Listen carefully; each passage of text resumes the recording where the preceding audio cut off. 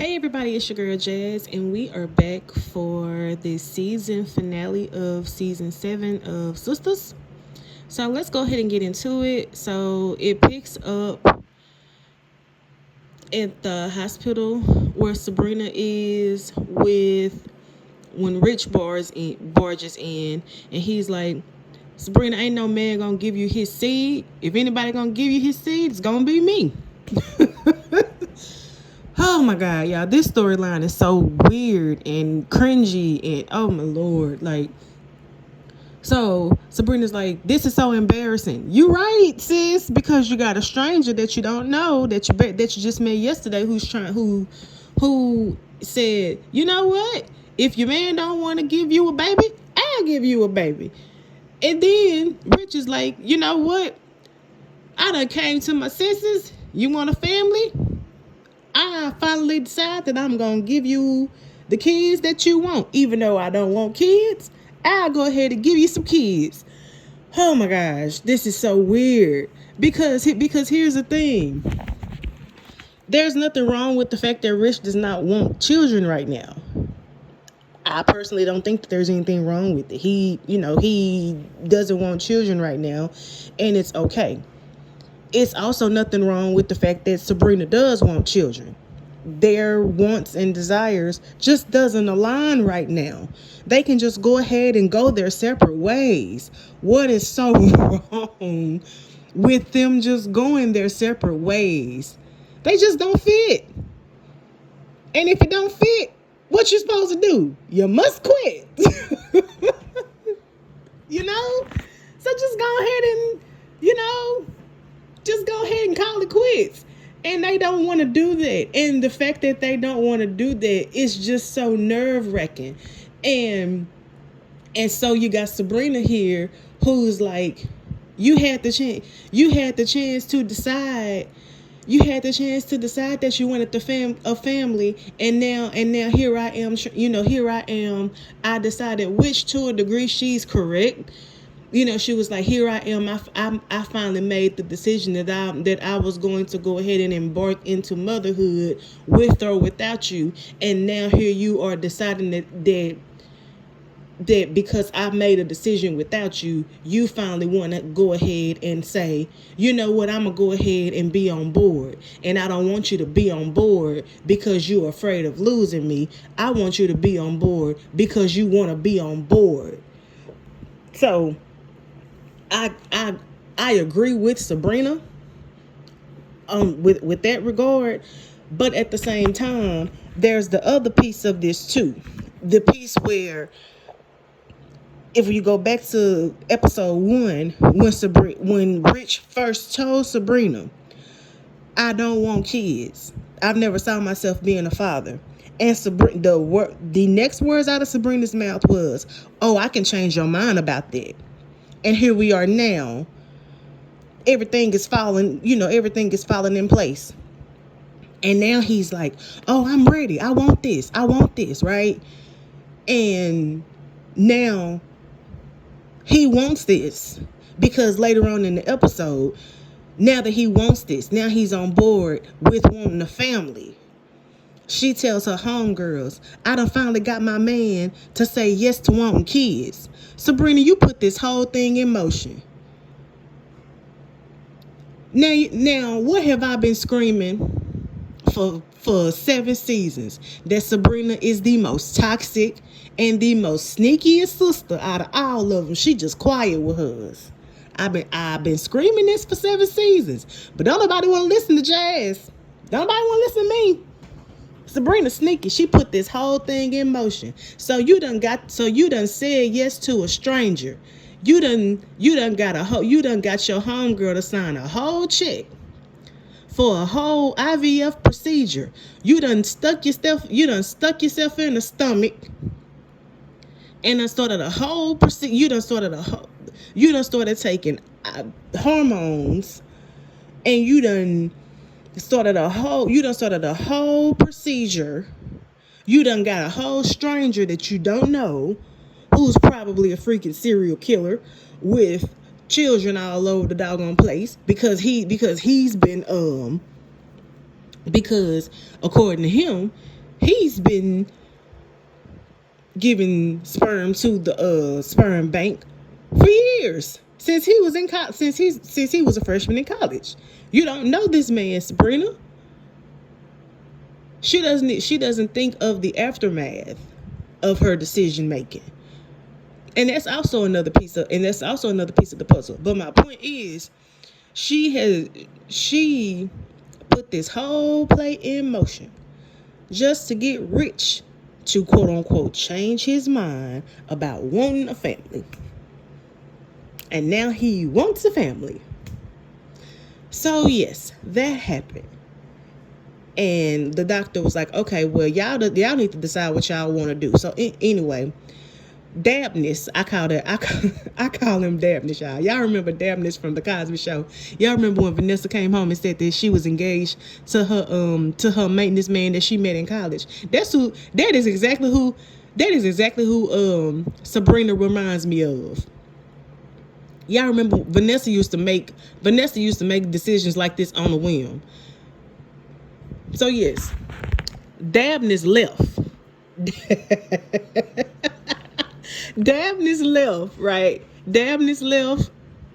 Rich was like, and Sabrina was like, look, Dabness, I'm sorry about all of this. Rich, you need to meet me at my house. We need to talk about all of this. So they left. Fast forward back to the office. They at the law office. Hayden and Miss Marie are in the office because they have a meeting. Miss Marie was like, look, I need to know, am I gonna be able to keep my money in my empire, because I don't want my ex-husband to have anything. Hayden was supposed to let her know if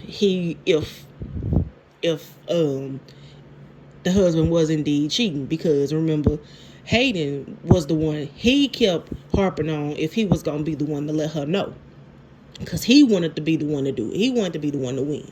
So she was like, okay, so what you got for me? What information that you got? What information do you have to show? What proof do you have that my husband was the one that was cheating? He was like, I don't have nothing yet. I'm still working on it. She was like, okay, well, time's up. What you got for me? So he kept stalling. And so in comes Andi. And she was like, and so Miss Marie was like, look, I came to y'all because y'all are the best in the business. Had I known that this is what was going to happen, I would have took my money elsewhere. So in comes Andi and was like, you'll be able to keep your money. You'll be able to keep your empire. And so Andi sits down. Now, while Andi came in with the pep in the step and everything, you could tell Andi had some moxie about it. Andi came in, you'll be able to keep, she handed Miss Marie the folder. She was like, your husband was cheating, but we were barking up the wrong tree. It wasn't the assistant. This is what I have. Gave Miss Marie the folder and the proof with the proof in it. And Hayden was sitting there looking dumbfounded and so Hayden was pissed off for a bunch of reasons. Hayden was pissed off because he was the one who looked incompetent, because he had been talking all the noise. He had been talking all the noise about how he was the one who was going to find the proof. He was the one who was going to find the assistant, because he assumed that the husband was cheating and with a woman. And that's not who the husband was cheating with. Because remember, Andi found out that Miss Marie's husband was cheating with was doing all the cheating and on Maurice's OnlyFans page, right? So Andi was like, we'll keep it and stuff, and I am pretty sure your husband is gonna want to settle. Probably little to nothing, because he ain't gonna want he's not gonna want his business out in the streets. So Andi was like, we'll get the paperwork and stuff, make sure he gets signed, and make sure he signs in and stuff, because he's not gonna want his colleagues and everybody around Atlanta to know that he on another man's OnlyFans page, right? So Miss Marie was like, oh girl, I love the way you do business. Yes, sis, and bow, right? So So Hayden was sitting there pissed off, right? And so Miss Marie was like, "Can we have the room, please?" And so Miss Marie was like, "Okay, you can get out. We need the room." And so Hayden leaves like a little puppy, pissed off like a little puppy, right? And so Miss Marie was like, "I knew that you was a superstar the first moment that I met you." You know, she was pouring into Andi, and this is one thing that I love about. This is one thing that I will say that I love about what Andi does, because when Andi does tap into the core of who she is as an attorney and the core of who she is as a woman, because one thing I love about Andi is she's subtle with it. You know, she makes some mistakes, you know, like all of us do. You know, she makes some mistakes and things like that. But one thing that I do love about Andi is when she does tap into who she is, she knows who she is. And when she taps into who she is and knows who she is and owns it, other people do too. You know, especially other women do too. You know, and Miss Marie told her that. You know, she was like, I knew who I was getting. I knew who I was getting when I first met you. And she actually said that to her when she first met her. You know, she was like, I don't walk into a room and not know who I'm dealing with. You know, she was like, make sure that you be. And the thing is, I actually peep game when I, in seeing their interactions, and I actually knew Miss Marie actually was going to be a sounding board for Andi. She was going to be a saving grace for Andi, and I actually appreciated the moment between them two, and I actually thought that it was ministry between them two. You know, so I actually love seeing it. So given everything that Andi is going through, I appreciated that Miss Marie could see it. I appreciated that Miss Marie could see it. She was like, look, she was like, okay, now what's going on? She was like, we're having a good moment and stuff. She was like, I'm thanks Jordan for sending me to you. And she was like, y'all going to do really good things in the governor's mansion. And Andi got sad because, her and Jordan are no longer together. And Miss Marie was like, what's wrong? She was like, oh, it's just life. She was like, yeah, no, I'm not buying it. She was like, I done been around the block a time or two. She was like, I done been through stuff too. And she was like, I done been through stuff a lot. And life don't get me down like that until a man come in the picture. So what's up? What's going on? And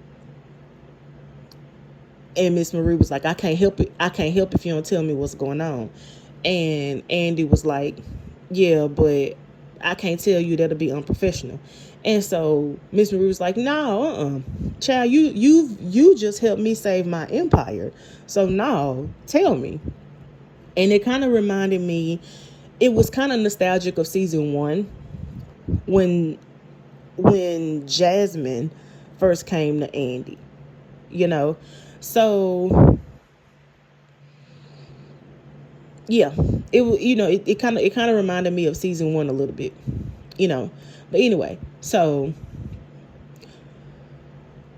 she told her, she was like, look, it's Gary. He's forcing me to marry him. She was like, golly, girl, is that bad? She said, yeah, bad enough to where I can't say no. She was like, he's forcing me to marry him. And Miss Marie was like, let me see what I can do. And so I love that Andi may not can fight physically, but she is shaking hands with people who can fight physically and use their power to help her. And I love that. And I love that we are seeing it. So Andi does have some tools to use. She does have some tools at her disposal. And I love that we're seeing it. So Andi may not can physically fight, but she got some people who can. She, you know what I'm saying? She got some people in her corner who can fight for her. But I personally think you get Andi mad enough, she can. She making stump a toe or something.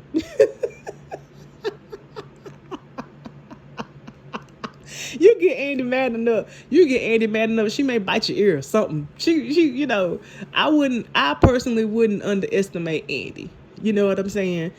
So, yeah, that happened. So anyway, Miss Marie was like, look, let me see what I can do. You just worried about getting that paperwork done. I'm going to go talk to the partners, and I got your back. I got you. Okay. So that happened. Miss Marie goes to see Hayden because she was like, look, I just want to see about a midday snack. And Hayden, so of course Hayden in his feelings, he was like, what was that in there?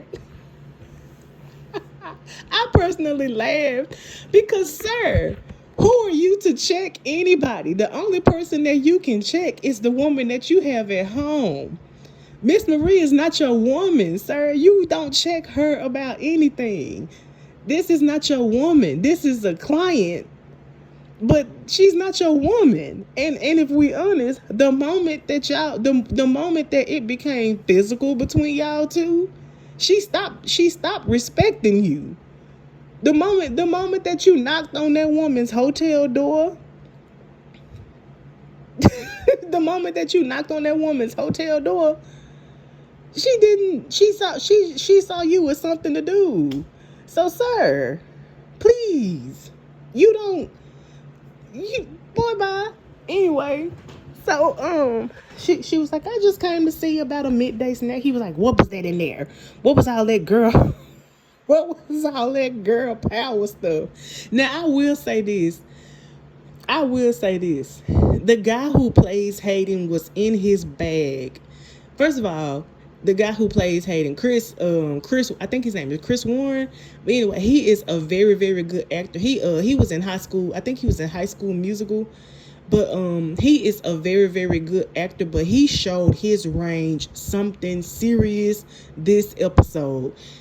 He always shows his range, but he showed his range something vicious this episode, and I loved it.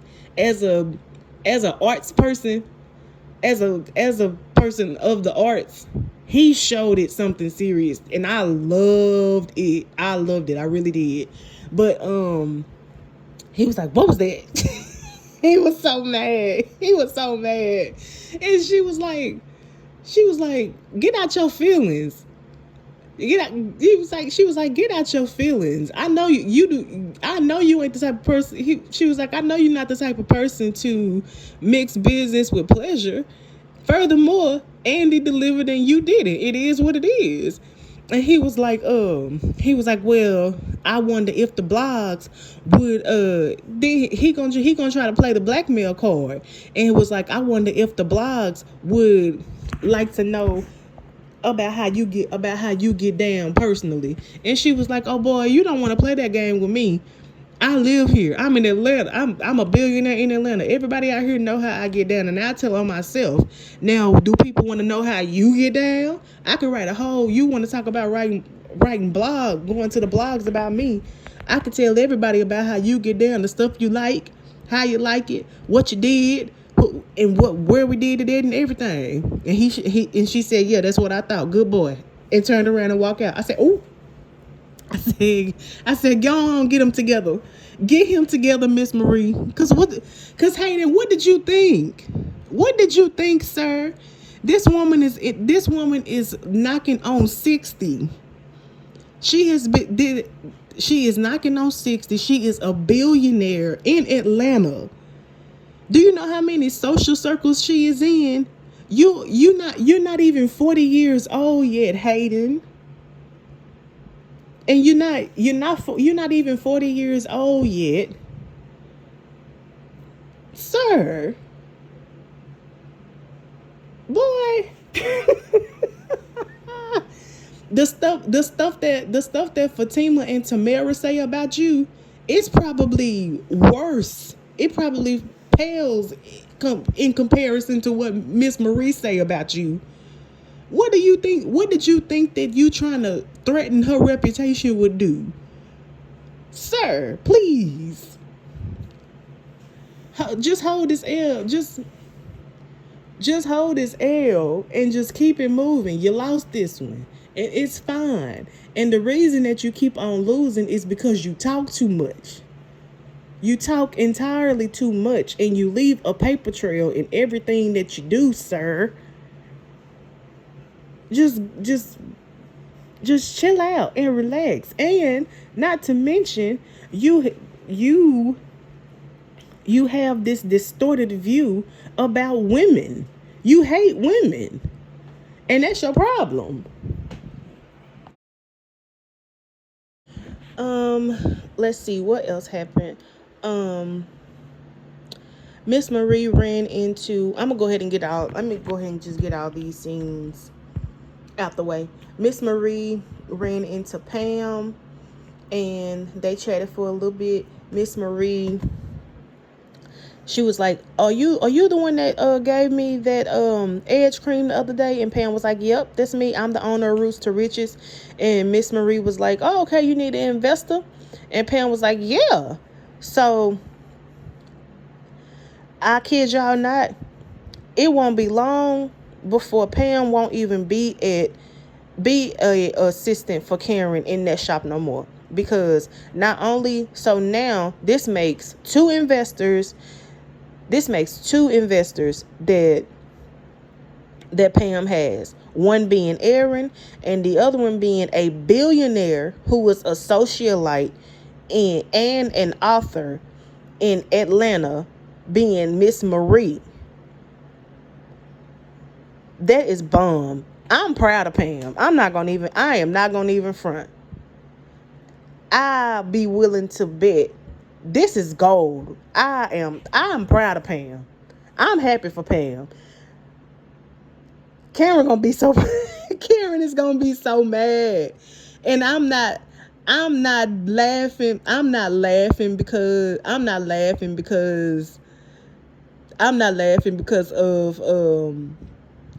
of Karen, because of the fact that Karen is going to be mad at Pam. I'm laughing because if the writers write it like they could, if y'all are listening to this, if y'all write this in, y'all better run me my credit, okay?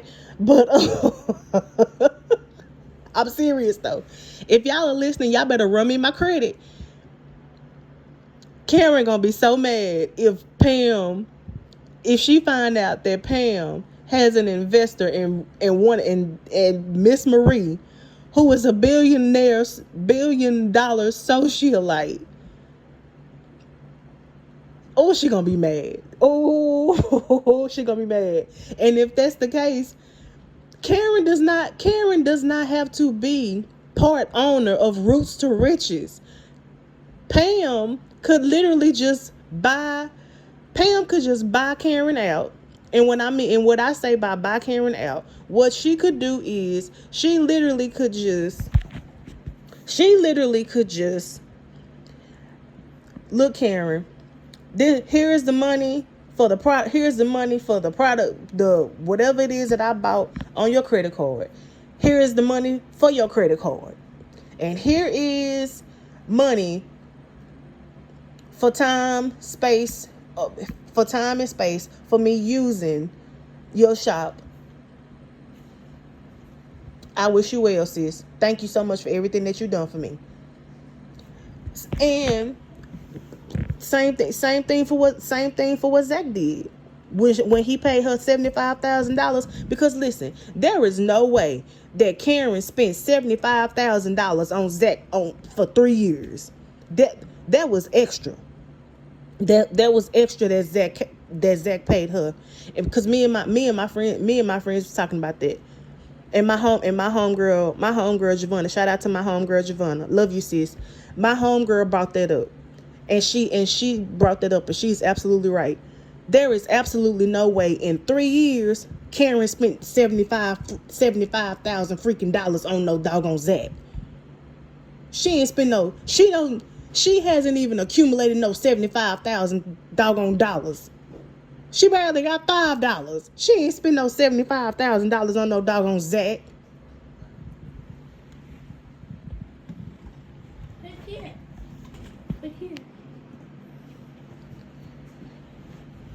If anything, because she said, if anything, because a while back, she said that she got like $700,000 and she spent it on her shop. But anyway, so what I think should happen is, and of course, this is a side note. This is just a quick little side note, and I'm gonna get back to the episode.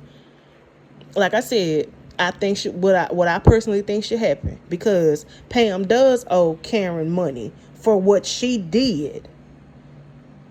What I think, and I said this in my last review, what I think should happen is Pam should compensate Karen for the credit card for the products that she bought that Karen did not get the money back for. Because according to Karen, Pam purchased products and stuff with the card. Now, Karen can't do nothing about, of course, Karen can't do anything about, nothing legally about it, because Karen gave Pam authorized access, as an authorized user on the card. So Pam needs to compensate Karen for pretty much, for pretty much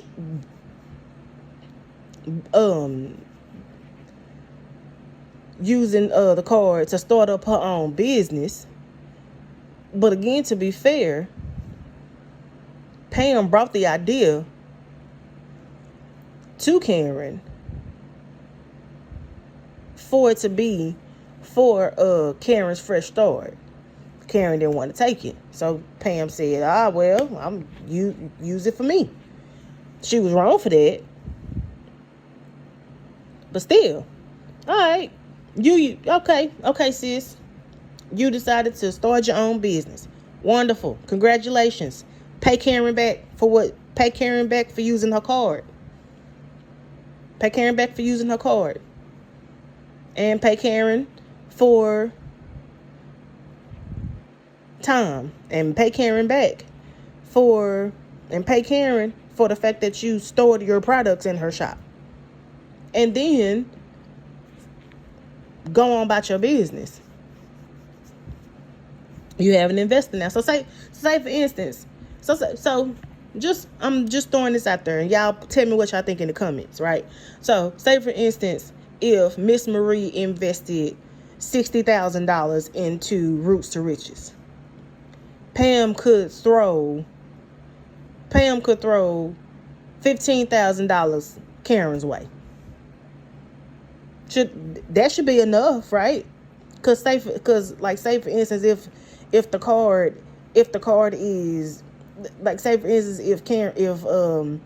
if Pam spent $3,900 on the card,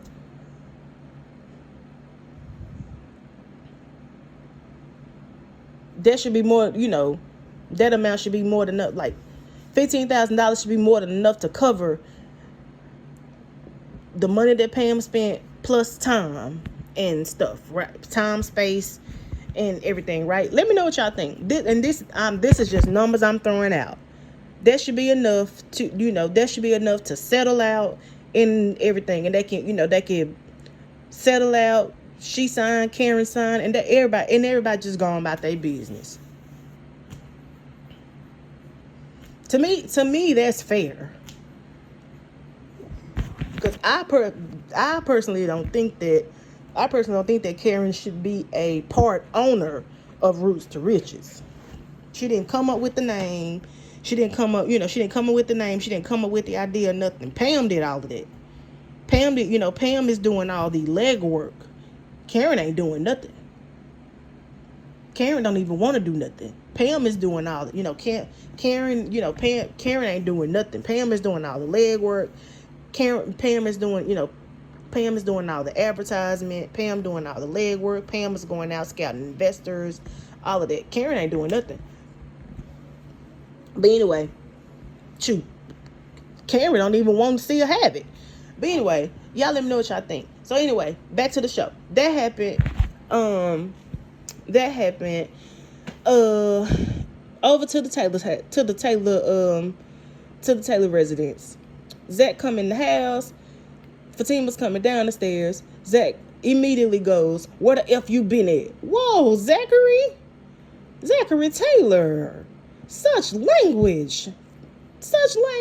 Now, since when do you talk to your fiance like that?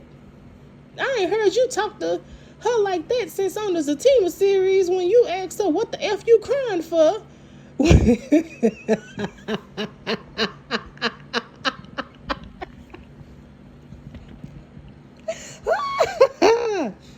Oh God. Oh Lord, that is a whole different show, and we gotta get into that. We gotta talk about that show. I ain't seen Zach that bad. What are your deal breakers, Fatima? I'm so sorry. Okay, for real. I'm sorry. Baby, Fatima came down them stairs. What are you doing? What? I've been calling you. Your phone is dead. What's going on? What is going on? Fatima was like, Zach, don't talk to me like that. These two here, child. Okay. Fatima was like, I went to go see Gary. You went to go see Gary. Gary? Yes, Gary. And yes. Okay, you went to go see him, and what happened? Cause you're coming down the stairs, you're all the disheveled. Zach, last week you couldn't even put up a baby bed, and now you know what the word disheveled means. You using big words this week, and last week you didn't even want another man to give you instructions on how to put up a crib, and this week you know what big words are.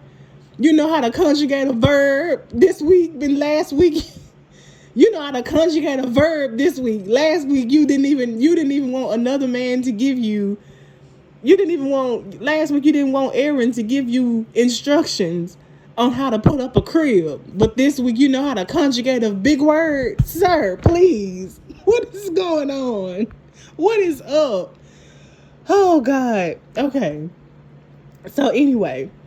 So she was like, yeah, I went to go see him and it got physical. Now, see, okay. Y'all are probably some people are probably not going to like me what I'm about to say, but y'all know me. I look at the full board and I don't care who wrong. If anybody is wrong, I say it. This is where Fatima be wrong at. Fatima don't tell the whole story, and when she wrong, she don't say when she wrong. She told him that it got physical. What she did not tell him is that she put hands on Gary first. You told your guy who already be getting unhinged when it come to you that it got physical. You didn't say who got physical with who or nothing. And then you stopped him from going somewhere. And then you stopped him from going to go handle it. Which, to be fair, Zach, you also don't have a right to pop off now because you didn't pop off at the baby shower when Gary called your fiance out her name. So what you about to go pop off now for? You ain't pop off then. And dude pulled up to the baby shower to disrespect everybody. And this is the same dude that also called you. He disrespected you, disrespected your baby mama, and disrespected your woman. And you ain't do nothing then. What you trying to do something now for? Child, I can't. And then so Fatima was like, no, you're not going out of here. You got something to lose now. You got to think about Michael and you got to think about the twins. No. Zach does not have to think about the twins. Zach has to think about his twin and baby Michael. Aaron has to think about the other twin. Why is it that why do they have Zach thinking about the twins? Because to me, now y'all let me know what y'all think in the comments, because it seems to me that they're already letting it slip that either the twins is Zach's. Why are they pushing it? Why are they already pushing this narrative that Zach has to be the full-blown provider for the twins? Now, which one is it? Is both of the kids? do the twins got two daddies? Do the twins got one? Because I'm confused. Because why do Zach got to think about the twins? Zach should only be thinking about his child.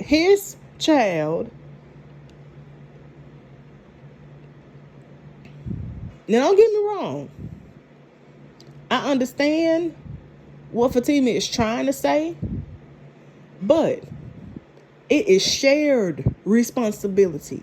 All of the responsibility should not be, the onus should not be only on Zach.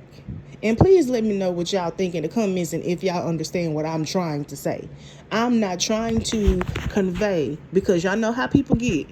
Y'all know how folks get. And I am not trying to say that Zach should not only care about, I'm not trying to say that Zach should only care about one. What I'm saying is Zach and Aaron are the responsible part, and Karen. There are 3 parents here, but it seems like they are trying to make it seem like only one parent is responsible. Zach, you have the twins to think about. No, Zach does not. Zach has Michael, and Zach has his child in Karen's stomach, and Aaron has his child in Karen's stomach.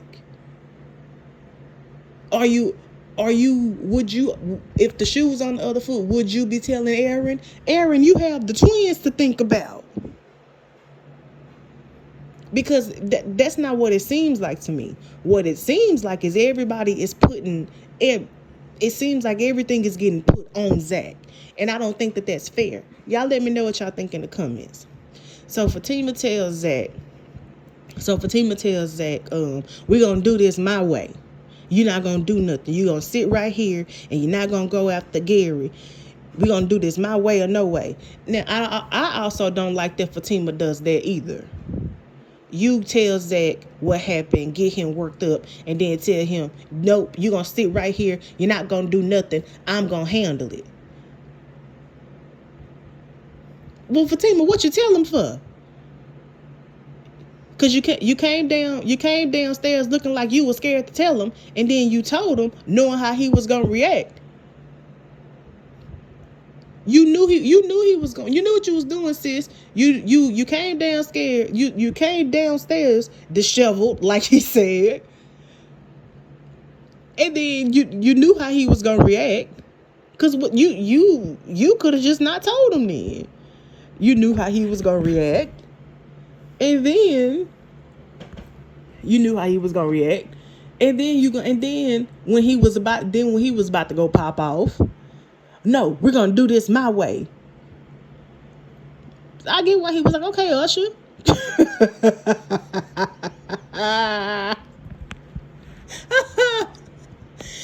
Listen, they was on point with these one-liners, because when Zach said, DeVal said, okay, Usher, I hollered, I bolted when he said that.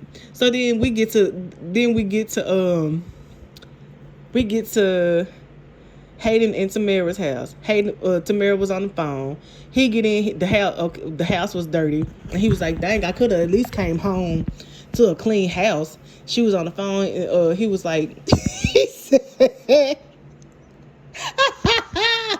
Hayden said, said, I should have just let you keep selling a word fuck. I should have let you just keep selling your a word fuck for Fatima.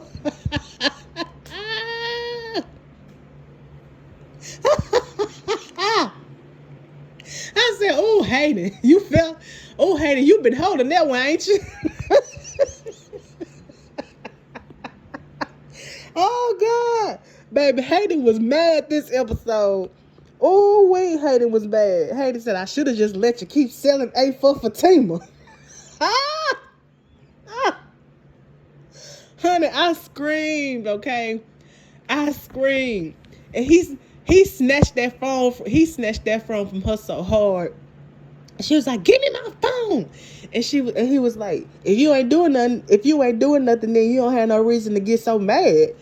And so he saw what she had been doing in the phone, and so then she started crying, and he was like, "You been Gary this whole time." And so she started crying. She was like, "How long has this been going on?" And he was like, and see, I knew it. I knew something. And so there were people on social medias and stuff, on social media outlets and stuff, who were like, Hayden is a simp, and Hayden is weak and stuff like that. I don't think that that's the case, because here's the thing. Here's the thing about people like Hayden. Now, Hayden have his ways, right? Very much so, but it hit different when you know something is up and you just can't prove it. And then when something is up, you can't prove it, and then it all comes out that you was right. That is a different kind of pain. It literally hurts in the center of your chest. Real talk. And the fact that it was with Hayden's homeboy. Now, and people like, well, they not really, well, Gary and Hayden not friends. They're not really friends. Here's the thing. Hayden may not be Gary's friend. Well, Gary, one-sided friendships are real, okay? And Gary was Hayden's friend, okay? And you can definitely tell that Hayden was affected by that. You can definitely tell. You can definitely tell that it hurt. That hurt Hayden. Seeing it hurt him, especially after Hayden took Tamara back. He took her back. He took her back after finding out who she was, the fact that she was sent. The fact that that he was a mark to Tamara and stuff like that. And then Tamara was a lousy liar. The lies and stuff that she was making up. Po thing. The girl said that she was first. She said Gary came on to her, and she went to the hotel to get him to stop. Tamara, please, honey. You was Madam's bottom lying like that. Ma'am, please. Please now. Please now. Don't. That is very insulting, okay? Very, very much so insulting. You are now you insulting Madam. Okay? But anyway. So Hayden kicked her out and proceeded to fight the air. And let's see what else happened. Sabrina and Rich, they had to talk, and she was like, and he was like, I've been thinking about this, and I want a family, and I want a family, and I never saw myself being a father or having being a family man until I met you, and and she was like, she told him, I love you, but I love being a mother more. I was like, okay, that's Interesting. I love you, but I love being a mother more. Maybe Sabrina meant she loves him, but she loves the idea of being a mother. Y'all let me know what y'all think in the comments. But she told Rich that she loves him, but she loves the idea of being a mother more, and maybe because I don't know. So I love the real conversation that they had, but like I said, I'm personally still stuck on the fact that when he initially told her that he never saw himself being a father, and she told him, don't worry about that, I can change your mind.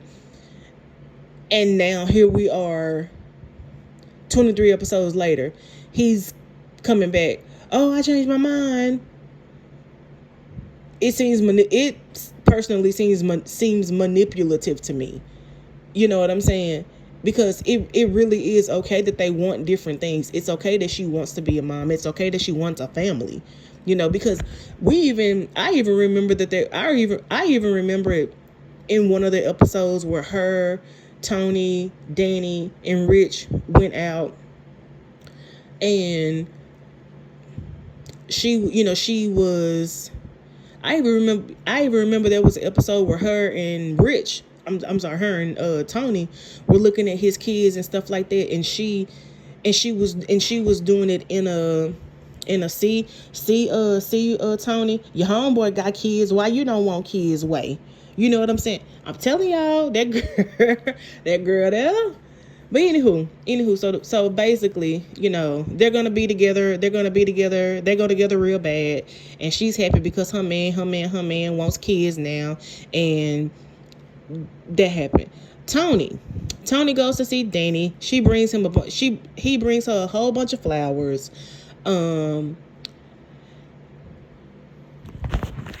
He was like, "You'll be happy to know that Soldier Girl Tiff is getting stationed to Italy, and the kids are going with her."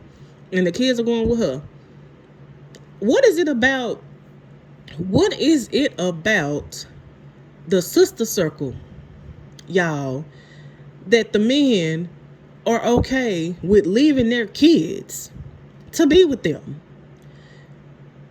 Because y'all remember way back in seasons 1 through in earlier seasons, Gary ain't seen his kids because he's been okay with not seeing his kids because of Andi. He gave up his wife and kids for Andi. Calvin, he hadn't seen his son because of and was fine with that for Sabrina. Aaron gave up parental rights to his kids for Karen. Child. But anyway, so yes, so the kids are going to Italy to be with their mom, and he was like, they was talking and stuff. And he said, "Look, I'm gonna get them settled and stuff, but remember me, okay? I'm gonna come back. I'm gonna be back. I just want to come tell you that and stuff. I'm gonna get them settled and stuff. I'm gonna be back in a couple of days. Tony, please. I could tell by the way your hippie tail was looking around at the house. You're going to go be with your wife and your children, and you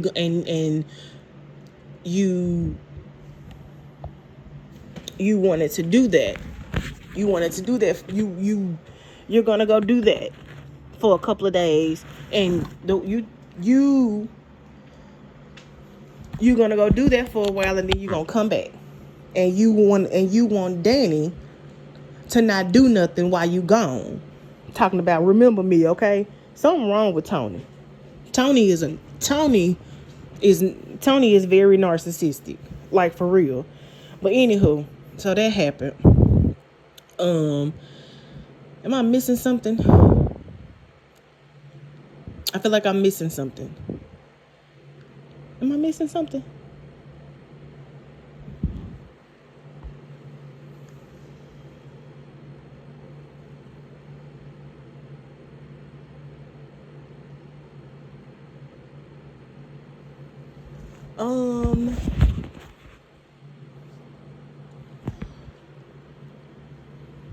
I talked about that. Okay. Yep. Oh, okay. So the girls were sitting at Sabrina's house, and they was like, "Okay, y'all, I wasn't supposed to see the." Oh, Karen was like, "Okay, I wasn't supposed to see the calendar, y'all, but Andy's supposed to be getting married today." Danny was like, "Y'all, what if Gary?" Okay, so Andi was in the was helping out with the investigation for Gary. What if Gary knows that and is making her marry him? Karen and Danny and Sabrina was like, oh, Danny, please, that's not what's going on. You need to stop. You need to stop smoking so much. You need to quit watching all those TV shows. Y'all, why don't y'all stop assuming that Danny don't know what she's talking about and actually listen? Listen, because Danny know what she's talking about. Danny know what she's talking about. Listen to your friend. Listen to your friend. And so Danny and they was like, we need to do something. We can't let her get married. We need to do something. I was like, oh God. And so Danny was like, we gonna kill him. And so Karen was like, no, we can't do that. But Karen was with it though. Hey, listen. Hey, look, I may not always agree with stuff that Karen be doing or saying, but hey, when it's time to ride out, it's time to ride out. I ain't mad at it, okay? Sabrina was like, no, we can't do that. When you kill somebody, then it said you bury the body. Look, hey, when it's time to ride out, it's time to ride out.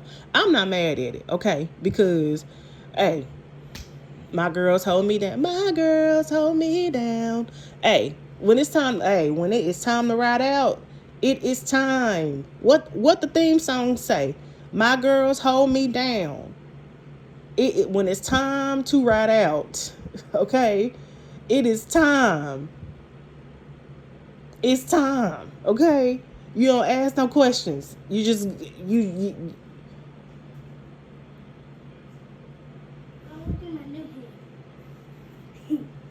when it's time to ride out, it's time.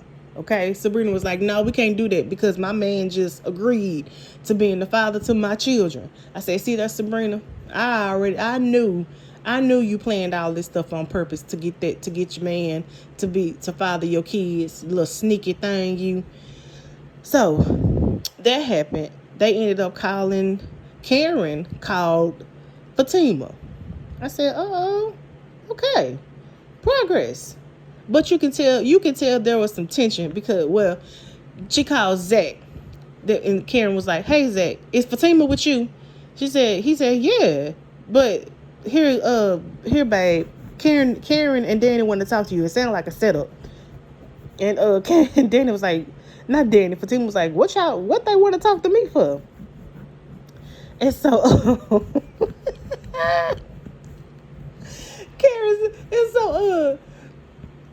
Zach said, babe, Karen want to talk to you. Fatima said, for what? I ain't gonna lie, I laughed at that because you can tell that they really trying to be cordial. They don't hate each other. But they don't hate each other, but they're not friends either. And you know what? I'm not gonna lie, I can live with that. I can live with them. I can live with not seeing them trying to bicker and go back and forth and stuff on my screen every Wednesday. But also, what you calling me for? What you want to talk to me for? Because I know we ain't rocking like that. So when you're calling to talk to me, I already know it ain't cause you want to talk to me. So for what? Fatima said, for what? What y'all want to talk to me for? I laughed. I ain't gonna lie. I laughed hard. I laughed real hard when Fatima said that. And so, but then when Danny got on the phone, she said, "Oh, hey girl, what's up?" I did. I ain't gonna lie.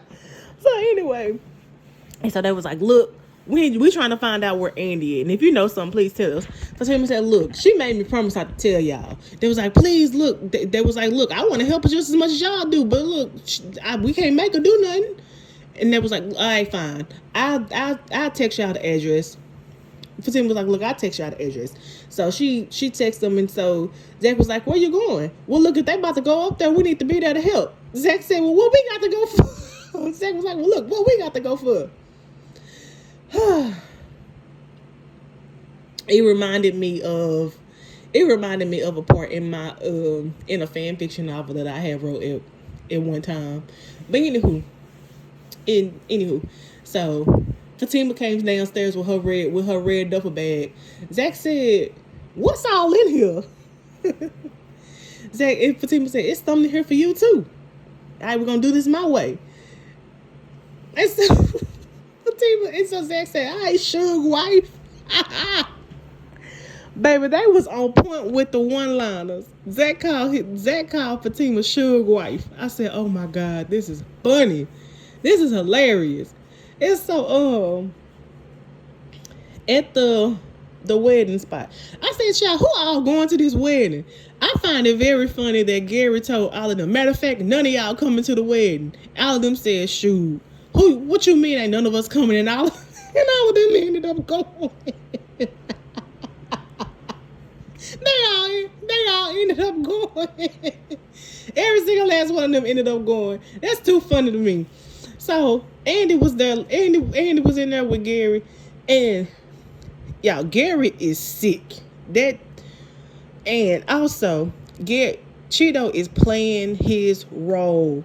He, as far as my feelings go about season 7, Cheeto, he held season 7 down. Oh my goodness. He held season 7 down. Carried it. Okay. Held it down. He held season 7 down, man. But Andi was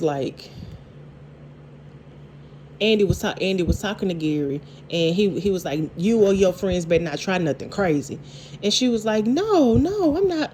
No, I wouldn't. I'm not doing anything." He was like, you just need to make sure you better smile for the camera.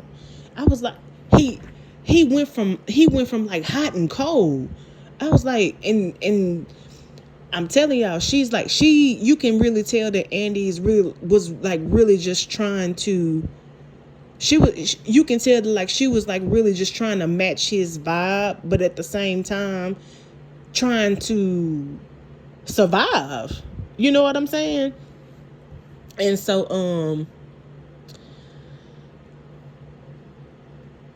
and it was just I really don't know how to explain it.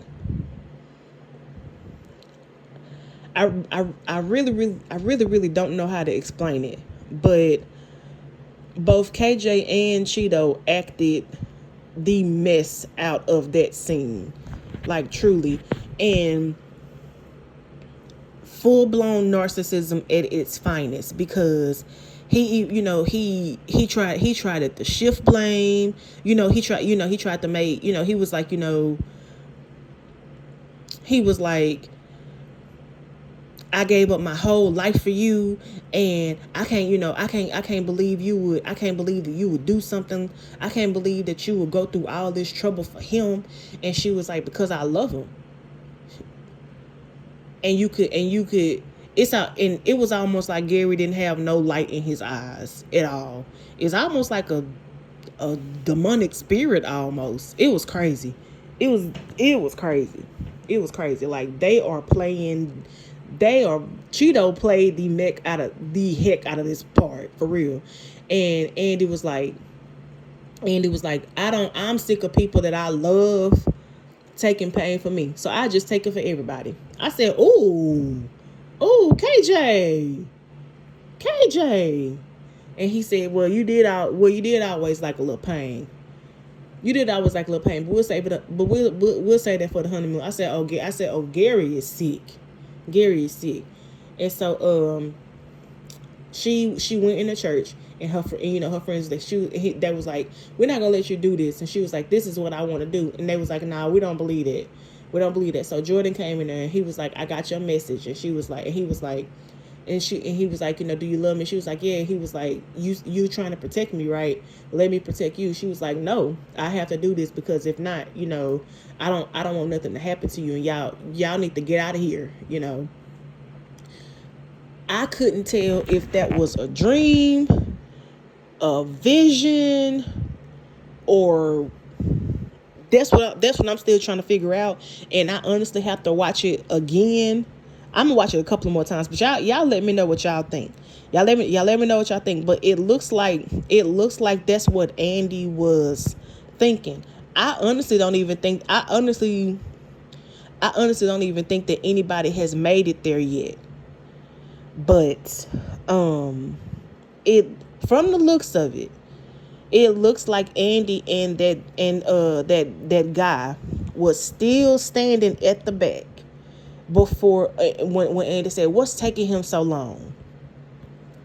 So Andi goes to, she was like, "I'll be right back," and she goes to the office, and she's fussing and stuff, right? She goes to the office, and that's where she sees him, and that's where she sees Gary stabbed. Now, I personally think that it was either Tamara or it was either Penelope.